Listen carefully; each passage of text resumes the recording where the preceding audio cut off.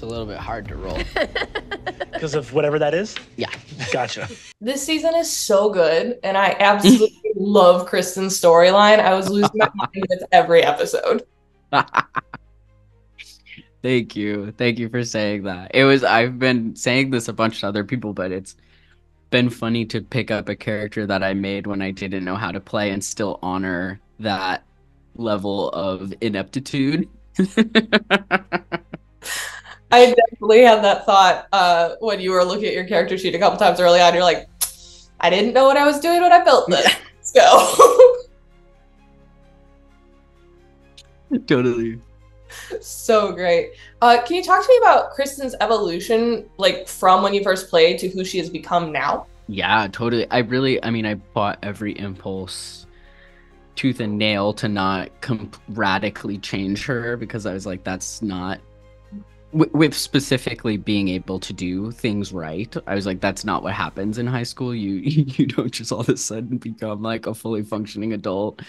So I think when I first started, she was kind of like, isolated, lonely. That was like the found family story of like the first season. And so it's been fun to give her like confidence in like, kind of creating the gods that she wants, but also still being, kind of chaotic. And I think I said this like in the trailer or something, but it was like the cost of chaos we wanted to like explore. No, I loved how we saw that, because you said like we're seeing chaos that's not cute, which I thought was a very, very cool thing. And we've seen Kristen really on this journey to find herself and who she is and where she fits in this world after saying she didn't like the church that she grew up in.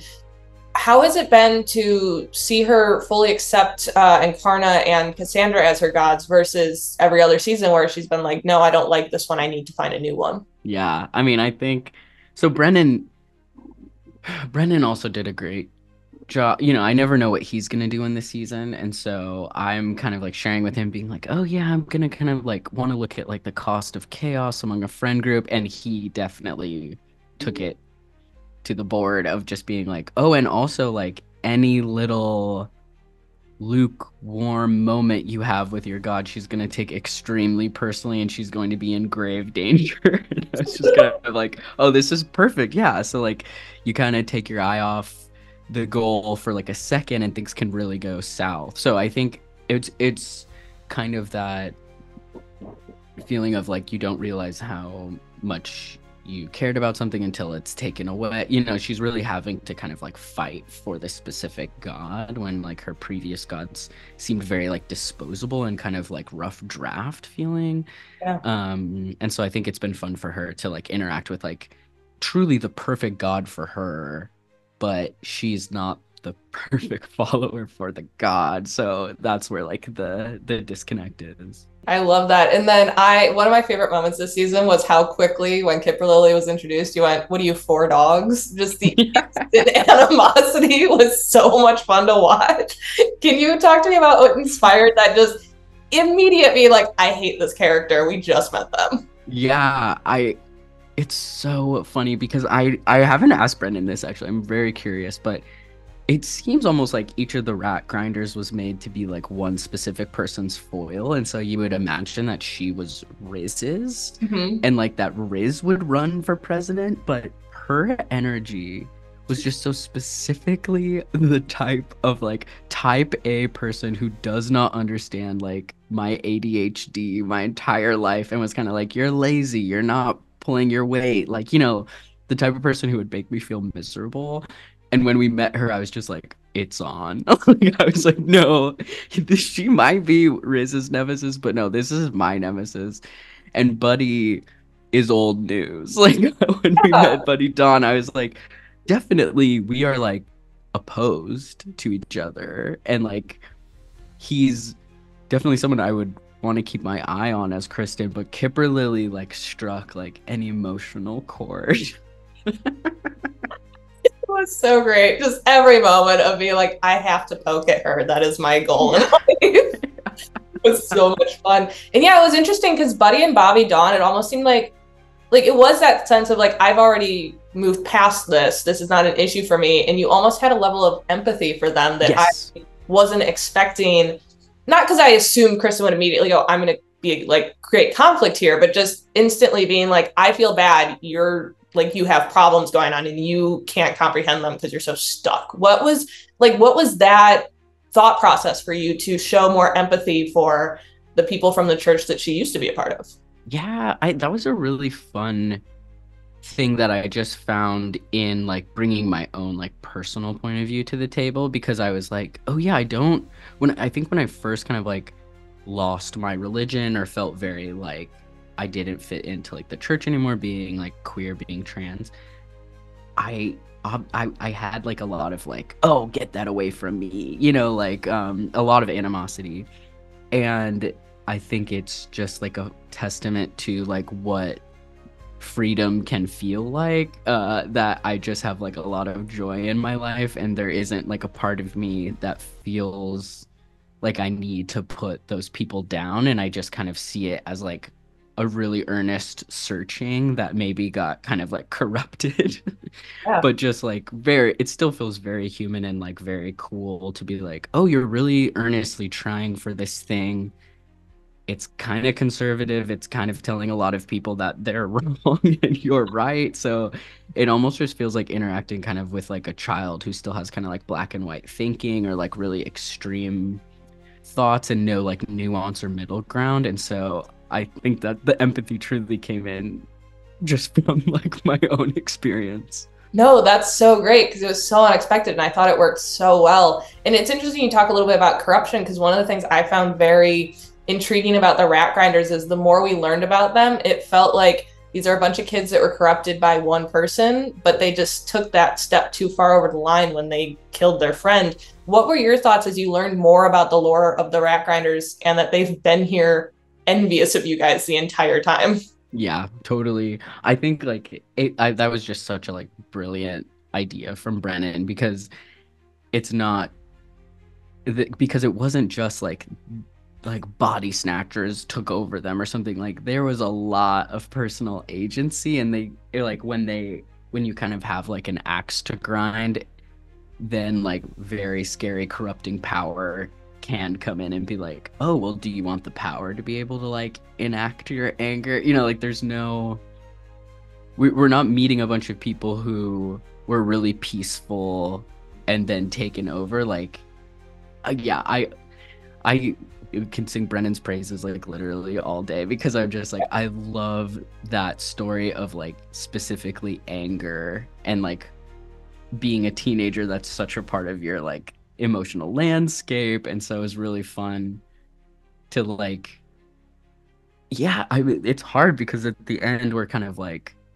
do we hate these people? Do we save them? Do we feel bad for them? Maybe it's a mix of all three. Especially with Yeah. how many of them come back at the end. Because that was like my thought with it too, especially because like some of them do remember. I was like, what does that mean? How's Yep. that gonna Yep. play? So they remember all the bad stuff they did. Totally. I'm like, yeah, there's some unfinished business there. So maybe in senior year or something, like we'll have to figure out what to do with them if they're still around, or And Buddy and Baccarat and Kalina, because of course Brennan adds that as the button at the end. Oh, that's so funny. Yes. Yeah. I was like, come on, Brennan. He's like, gotta end it with a cliffhanger. I don't know what to tell you. Yeah.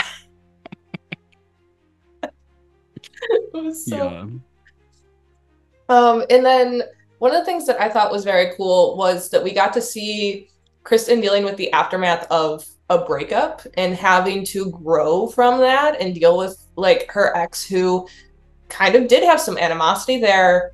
How, like, what did you want to explore with Tracker and Kristen splitting up? And do you think that in the end they do get back together? Yeah. I don't really know if they get back together. I think that's gonna be fun to think about. I think like when you're really young and you go through a breakup, it can feel kind of like world ending. I was just talking to a friend about this also, because I think like there's kind of like a belonging or inspiration. I know there's something kind of like in your heart that you don't think you can feel without Yeah. love or like a relationship. And that's like that's not just young. Like I have people my age who are literally like working through that right now. Mm-hmm. But I think so for Kristen, I think it'll just be that kind of journey of like getting away from identifying yourself with like romantic love only and having that be like the most important thing to you. But she's not there yet. So I think the breakup with Tracker and seeing that she already has like a new person in her life is like just totally gutting and like adding to the chaos of junior year. Kristen's unhinged behavior as she learns things is one of my favorite things ever. And I love that we see it mirrored at the end with Gertie being like, "You're my nemesis now." And Kristen just like, "What is happening?" That was so A taste of her own medicine. Yeah, yep, so 100%. funny. And then I have to ask about K2, because you almost made Brett quit the show twice. I don't think anyone's ever done that. Yeah. What? That. I don't even know what to ask other than K2. What happened? Yeah. I think. Okay, so K2 clearly was just like totally organic. It was like a one-off joke where I was like, Siobhan, the player, not even in this world, gave me the ability to be copied. So I'm like, oh, LOL, what if this person was British? Then she became straight. I think that's so funny. I have friends who are twins where one person is queer and the other person is straight, and it makes me laugh. So this was like an homage to them. But yeah, her casting divine intervention. There's just something that happens at the table. You have to make so many choices rapid fire. So I think had we gotten a second to all take a break, we would have had K2 roll her divine intervention first because she doesn't know what the fuck she's doing and it's really personal to Kristen. And if that didn't work, Kristen would do it. But no, I rolled Kristen's roll first.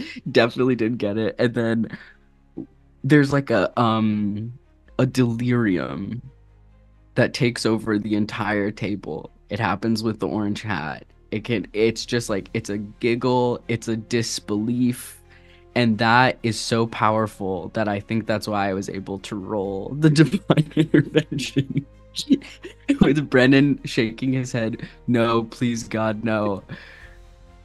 And then making him honor that. I don't know, there's just so much like, it was like definitely very, very funny out of game, just as like me, Brennan, like me, the player, making Brennan have to make sense of this.